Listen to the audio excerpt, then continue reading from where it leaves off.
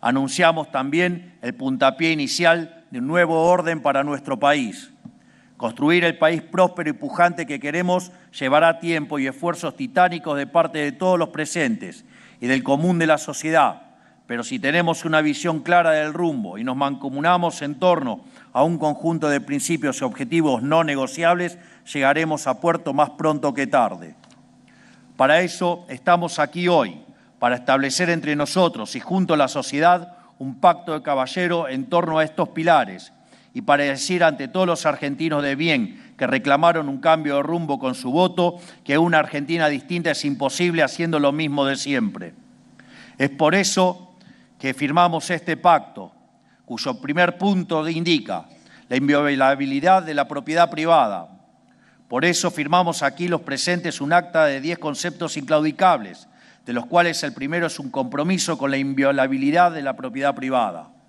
La propiedad privada es la primera y más básica institución de nuestra sociedad. La libertad misma de cada uno depende de la inviolabilidad de la primera propiedad de todas, que es la propiedad que uno tiene sobre su propio cuerpo y voluntad. Cada cual sabe cuánto costó conseguir lo que uno tiene, cuánto esfuerzo, cuánto sudor, cuánto sacrificio y sobre todo cuánta libertad invirtió para lograrlo. Cada elección que uno toma implica miles de renuncias. Por eso, cuando el político confisca a través de impuestos el fruto del trabajo del individuo, le está confiscando su tiempo, le está confiscando su sacrificio y le está confiscando su libertad. Además, la defensa de la propiedad no solo se trata de un derecho, sino de la fórmula para el crecimiento económico. Julio Argentino Roca dijo alguna vez que el comercio sabe mejor que el gobierno lo que a él le conviene. La verdadera política consiste, pues, en dejarle la más amplia libertad. Esto es, los argentinos saben mejor qué hacer con lo suyo que el gobierno. No necesita que un burócrata les diga qué producir, con quién comerciar, cuánto pueden ganar, con quién trabajar o quién contratar. Y en la libre disposición de esa propiedad de parte de cada uno le termina yendo mejor a todos. Cuanto más libre es un pueblo, más rico se vuelve. Es tan simple como eso. Por eso, en consonancia con este mandato, desde el Gobierno perseguiremos una agresiva agenda de desregulación en todos los órdenes de la actividad económica. Respetar la inviolabilidad de la propiedad privada es ratificarle a los argentinos que ellos son los dueños de sus propias vidas y de sus propios destinos. En definitiva, que son adultos y que en el ejercicio de su capacidad pueden y deben elegir por sí mismos y hacerse cargo de la responsabilidad que eso conlleva. Si el Estado decide sobre todos los aspectos de la vida del individuo y tiene derecho de reclamo sobre la propiedad, el individuo no se reconoce propietario de su propia vida y, en consecuencia, no se hace responsable de sus propias acciones. 2. El equilibrio fiscal es innegociable. También firmamos aquí un compromiso innegociable con el compromiso fiscal.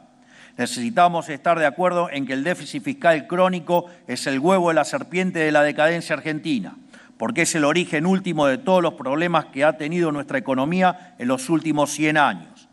La deuda, la presión fiscal asfixiante, la emisión monetaria y la inflación no son otra cosa que síntomas, consecuencia del gasto público compulsivo sin respaldo ni financiamiento. Con lo cual, lo que estamos asumiendo no es otra cosa que un compromiso innegociable con el sentido común. No se puede gastar más de lo que entra y no se le puede imponer a quienes pagarán impuestos en el futuro solventar el despilfarro del presente. La deuda o la emisión para solventar cuentas públicas deficitarias, tarde o temprano se termina pagando con impuesto inflacionario, que es el peor de todos porque afecta más a los que menos tienen. Además de tener para mí una carga moral, estas son leyes básicas e inalterables de la economía. Es matemática inobjetable. Cuando obedecimos estos principios como nación, nos fue tan bien en tan poco tiempo que pronto fuimos la envidia del mundo entero. Pero cuando en un patrón vicioso de fatal arrogancia, la clase política creyó que podía inventar la rueda y desoír estas leyes básicas de la economía, nos hundió en la miseria por un siglo y terminamos en el abismo profundo en el que estamos hoy. Bueno, no somos dioses, somos solo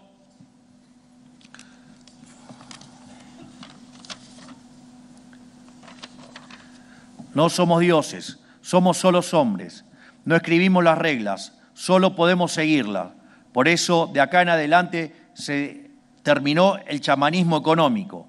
Debemos hacer lo que ha funcionado de forma probada en todo el mundo y abandonar las recetas que fracasaron. Ahora sí cumplimos a rajatabla este compromiso. ¿Eso quiere decir que nunca vamos a tener contratiempos económicos? Eso nadie es capaz de predecirlo ni de prometerlo. Los países que también funcionan bien, también tienen problemas. Pero lo que sí les prometo es que vamos a vivir en un país sin inflación por el resto de nuestros días. Y quiero detenerme un segundo en hacerles comprender qué significa esto, porque vivimos bajo un régimen inflacionario hace tantos años que nos hemos acostumbrado. Los menores de 25 años ni siquiera recuerdan probablemente lo que es vivir sin inflación.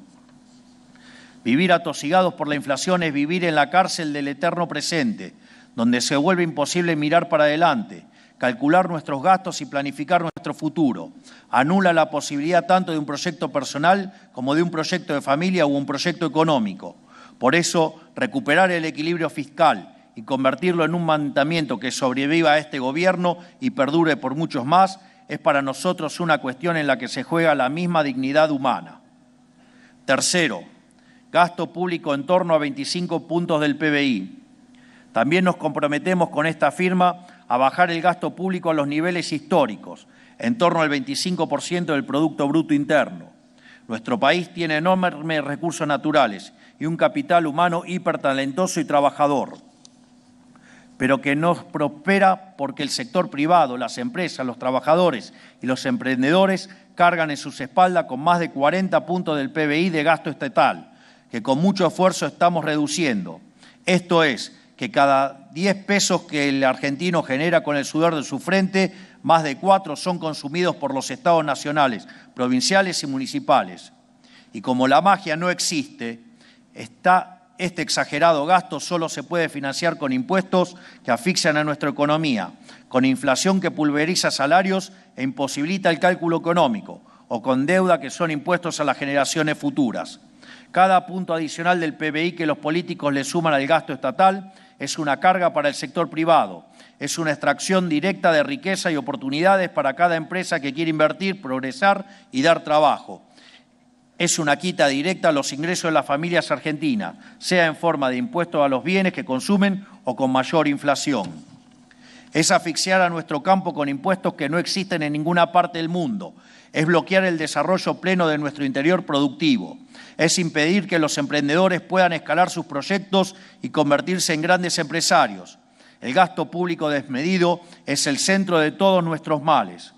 Como venimos insistiendo hace años, nos enfrentamos a problemas de magnitudes bíblicas, problemas que requieren del esfuerzo de todos los sectores.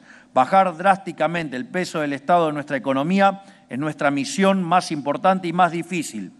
Por eso convocamos a este pacto, para que todos los que tenemos responsabilidad sobre esta materia hagamos nuestra parte para asegurar la prosperidad de nuestro país. El 44% del gasto del Estado de nuestro país corresponde a las provincias y los municipios. Por cada empleado del Estado nacional hay 5 empleados provinciales. Llegar a un peso del Estado razonable de 25 puntos del PBI requiere que todos los niveles del Estado hagan su parte. Esto redundará en beneficio para todos, porque la bonanza y la prosperidad del país, de cada una de sus provincias y municipios, es inversamente proporcional al tamaño del Estado.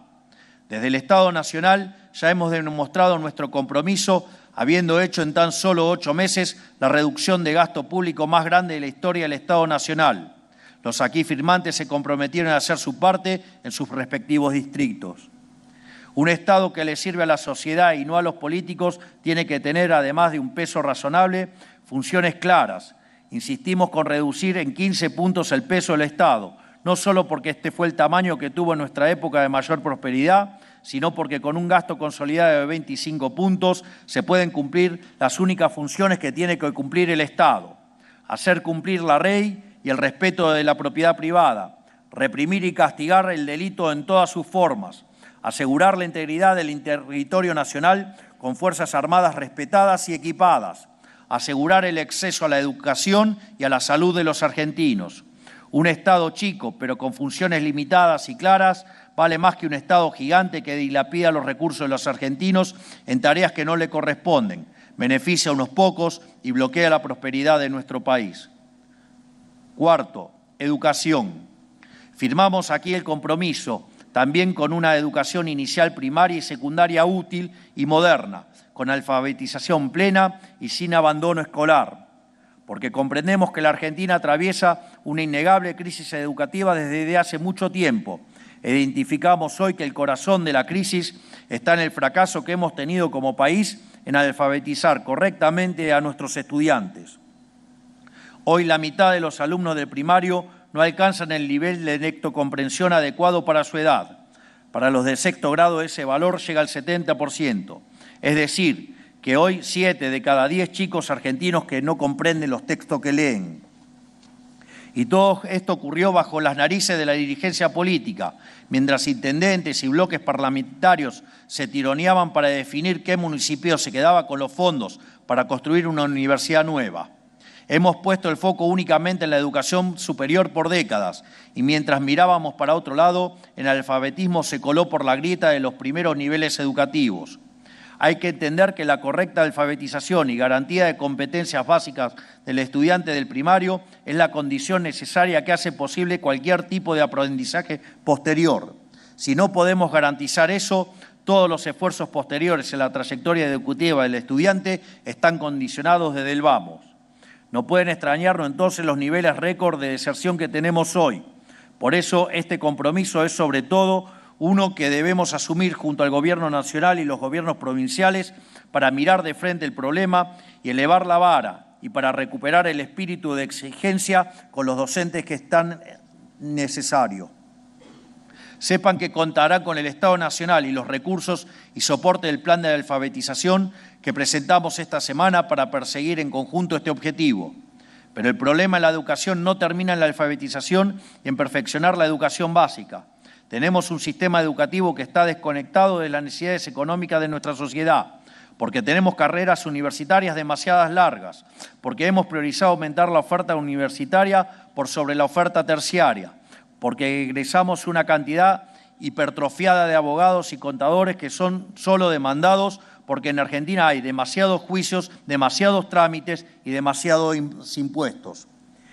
Y porque tenemos harta cantidad de carreras para las cuales el único empleador posible es el Estado, de forma directa o indirecta, ejerciendo funciones que no debería ejercer.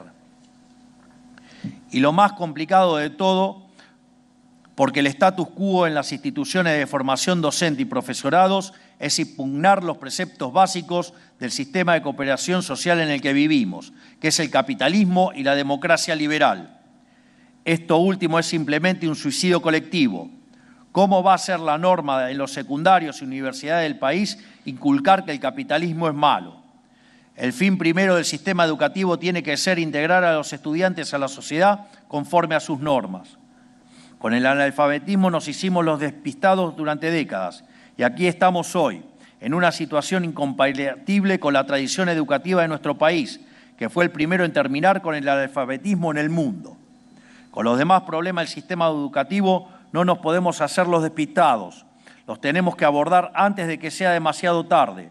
Por eso les hablo hoy aquí de virar a una educación útil y moderna, útil para los jóvenes, para que cuenten con las herramientas para insertarse y desarrollarse en el mercado laboral y en la sociedad en general. Y por eso insisto a la dirigencia política y a la sociedad civil a concentrarnos en reconstruir la base del edificio educativo y de la formación humana de los argentinos, que es la escuela, porque no hay edificio que perdure si sus cimientos están vencidos. Quinto, reforma tributaria. Firmamos aquí también el compromiso de llevar adelante una reforma tributaria que reduzca la presión impositiva, simplifique la vida de los argentinos y promueva el comercio. Nuestro sistema impositivo es asfixiante, laberíntico e inestable. Argentina tiene que dejar de ser un infierno fiscal para quienes trabajan, se esfuerzan e invierten. Nuestro país tiene una carga impositiva explícita que supera el 30% del PBI. En los últimos 15 años creció de manera sostenida y no por mera coincidencia. En este mismo periodo fuimos el país que menos creció en Latinoamérica. Para revertir esto, la reducción del peso del Estado en la economía tiene que venir acompañada de una merma significativa de la carga impositiva. El problema de este sistema no termina acá.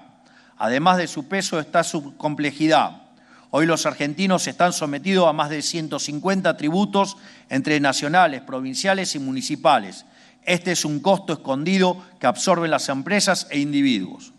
Además de reducir la carga impositiva, tenemos que simplificarla. Para esto es necesario el compromiso de gobiernos provinciales y municipales. Los argentinos merecen ser libres, merecen dedicar su tiempo y recursos a desplegar toda su creatividad y talento, a crear riqueza, no a llenar formularios y pagar decenas de impuestos incomprensibles. Por último, es central lograr un sistema impositivo estable. Una economía capitalista se basa en la posibilidad de poder hacer cálculo económico, que los agentes económicos puedan inferir cuáles van a ser sus ingresos y gastos en el futuro. En Argentina, esto se ha vuelto imposible, no solo por la inflación, sino que por la voracidad fiscal de la política. Constantemente se han creado impuestos para cubrir gastos innecesarios. Muchos de estos, como el impuesto al cheque o bienes personales, eran transitorios, pero ya llevan más de 2 décadas esquilmando el bolsillo de quienes lo pagan.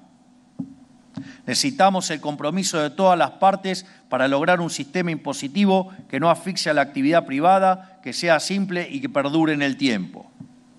Sexto, rediscusión de la coparticipación federal. También firmamos aquí el compromiso de rediscutir la coparticipación federal de impuestos para terminar para siempre con el modelo extorsivo que padecen las provincias. Nuestro federalismo es fraudulento, castiga a quienes son fiscalmente responsables y productivos y solo sirve para que desde Buenos Aires los políticos extorsionen a las provincias a cambio de favores políticos. Por un lado, tenemos una coparticipación federal de impuestos que pervierte todos los incentivos a progresar. Bajo un supuesto principio solidario, les trae a las provincias que hacen los deberes con cuentas públicas ordenadas y economías productivas para subsidiar a quienes viven de lo ajeno. Tenemos que incentivar a quienes apuestan por el desarrollo del sector privado en vez de castigarlo.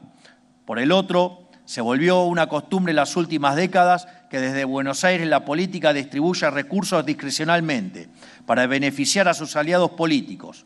Nosotros cortamos de cuajo esta práctica reduciendo estas transferencias a cero, pero necesitamos el compromiso de todos para que estas prácticas no vuelvan más.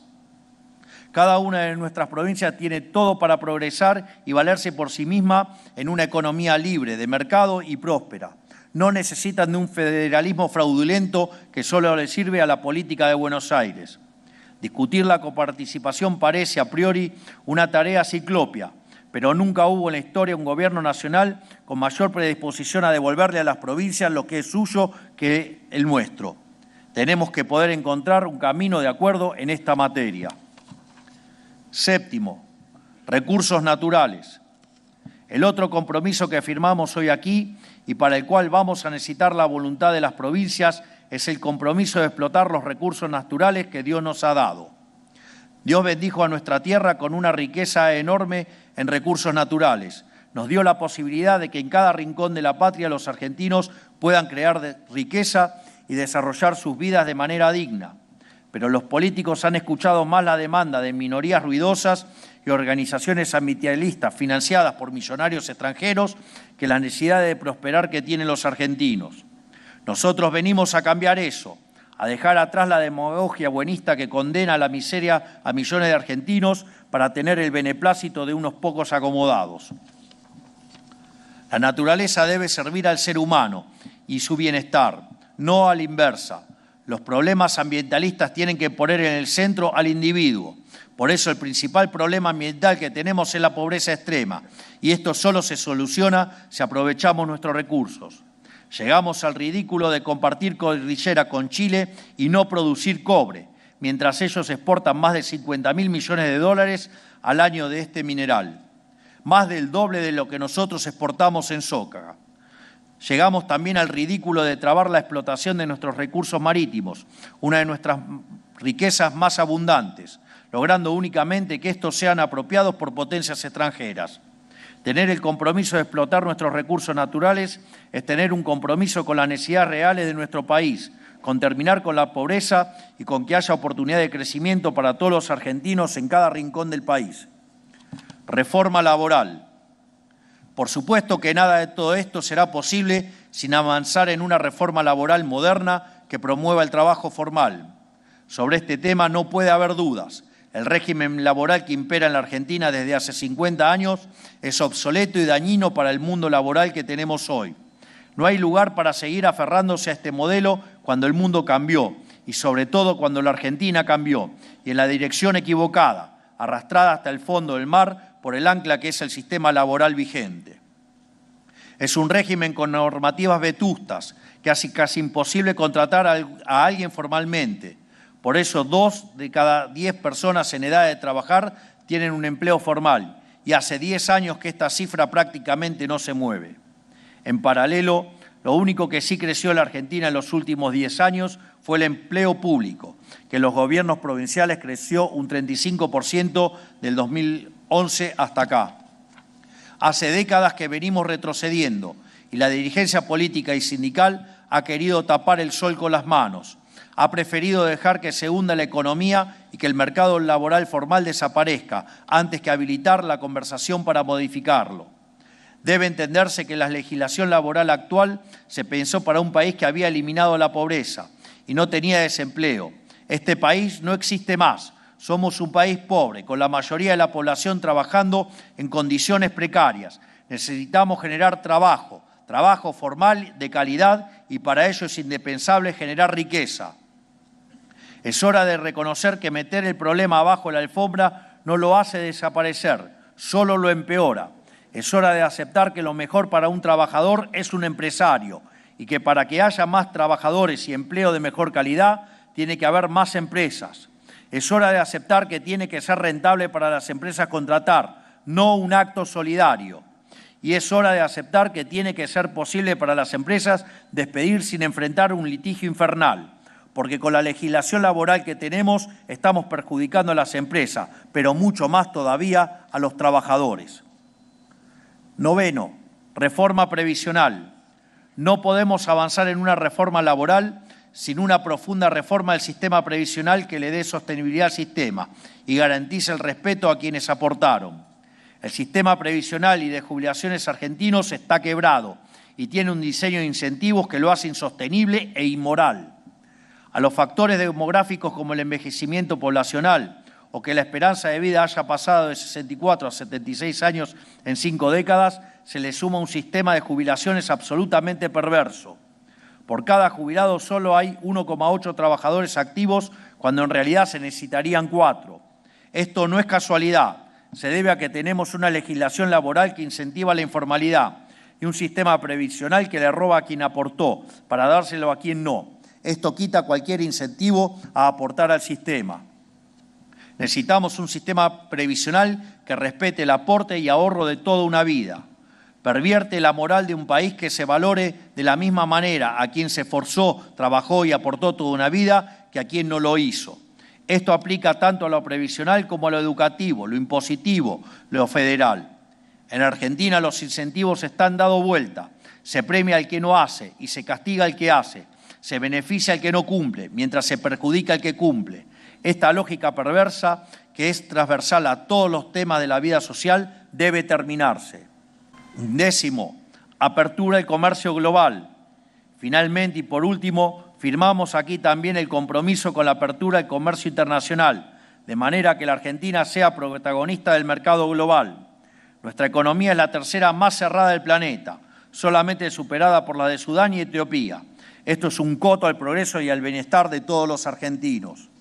La política nos ha querido convencer de manera demagógica que cerrar la economía era proteger a los argentinos. Nunca se ha dicho algo tan falso como esto. Una economía cerrada solo sirve para proteger a unos pocos amigos del poder para que puedan vender productos más caros y de peor calidad a los 47 millones de argentinos. Una economía cerrada imposibilita que miles de empresas, emprendedores y profesionales argentinos puedan vender sus bienes y servicios al exterior. Esto bloquea la posibilidad de miles de puestos de trabajo bien pagos en nuestro país. A diferencia de lo que han gobernado antes, nosotros confiamos en el potencial argentino para ser protagonista en el mercado mundial, Confiamos en que nuestros compatriotas tienen la capacidad y la creatividad para ofrecer bienes de gran calidad que pueden competir y conquistar los mejores mercados del mundo. El libre comercio, tan vilipendiado en Argentina en las últimas décadas, es el motor del progreso del mundo. No hay ninguna posibilidad de crecimiento si no nos abrimos al comercio. La Argentina debe dejar de darle la espalda al mundo. Debemos ser protagonistas del comercio mundial en las próximas décadas. Tenemos todo para hacerlo. Finalmente, estas 10 ideas que hemos desarrollado brevemente son los 10 pilares sobre los que vamos a reconstruir el edificio de nuestra nación. Pero estas 10 ideas no pueden quedarse en lo declamativo. No vinimos acá a construir relato, vinimos acá a construir una nación. Por ese motivo hemos decidido crear el Consejo de Mayo, que tendrá la tarea de traducir cada uno de estos incisos a legislación efectiva que enviaremos al Congreso. Esperamos que, contando con el aval de todos los actores económicos de la Argentina, podamos materializar en reformas legislativas los principios aquí esbozados.